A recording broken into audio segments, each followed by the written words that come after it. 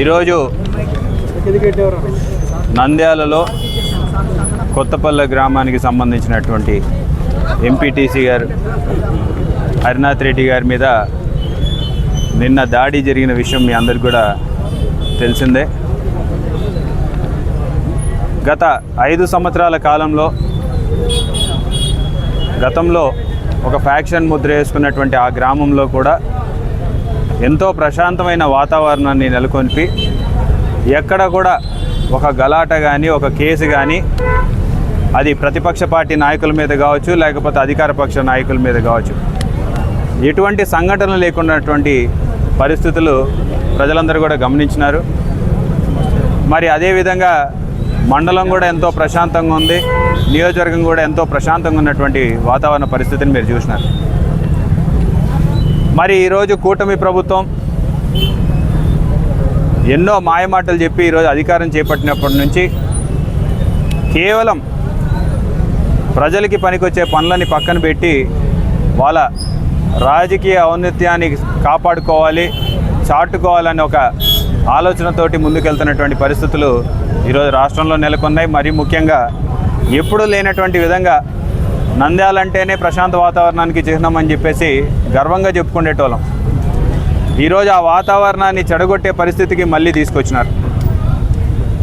మేము గతంలో కూడా చెప్పాం, పికెట్ ఉన్నటువంటి ఆ గ్రామంలో పికెట్ కూడా అవసరం లేదు, అందరు రైతులందరూ కూడా ఏ పార్టీకి సంబంధించిన వాళ్ళన్నా సరే ప్రశాంతంగా ఉంటున్నారు కాబట్టి పోలీస్ పికెట్ కూడా ఆ గ్రామానికి అవసరం లేదని చెప్పేసి పోలీసు వాళ్ళకి పికెట్ తీసినటువంటి పరిస్థితి. మరి అదే గ్రామంలో గతంలో మీరు చూసినారు ఎన్నో గొడవలు జరిగినటువంటి పరిస్థితి. మరి అటువంటి ప్రశాంతమైన వాతావరణంలో రాజకీయ పరంగా ఏ పార్టీ గెలిచినా సరే అంత ప్రశాంతంగా ఉన్నట్టు గ్రామంలో ఈరోజు ఒక్కడిని చేసి పొలం పనులకి పోయి వచ్చి ఒక్కడు బండి మీద తిరిగి వస్తుంటే ఈరోజు ముక్కుమూడిగా దాడి చేసి ఆయనని హతమార్చాలనే ప్రయత్నం చేయడం అనేది నిజంగా చాలా బాధాకరమైన విషయం, చాలా దురదృష్టకరం. కేవలం గ్రామంలో ఆధిపత్య ధోరణి ప్రదర్శించాలి. రేపొద్దున లోకల్ బాడీ ఎలక్షన్లు వస్తున్నాయి. ఆల్రెడీ గ్రామంలో పట్టు కోల్పోతున్నాం ఒక దుర్బుద్ధితోటి మళ్ళీ ప్రజల్ని భయభ్రాంతులకు గురి చేయాలి, వాళ్ళ కంట్రోల్లోకి తీసుకోవాలని ఒక ఆలోచనతోటి ఈ దాడి జరిగినట్టుగా కనపడుతోంది.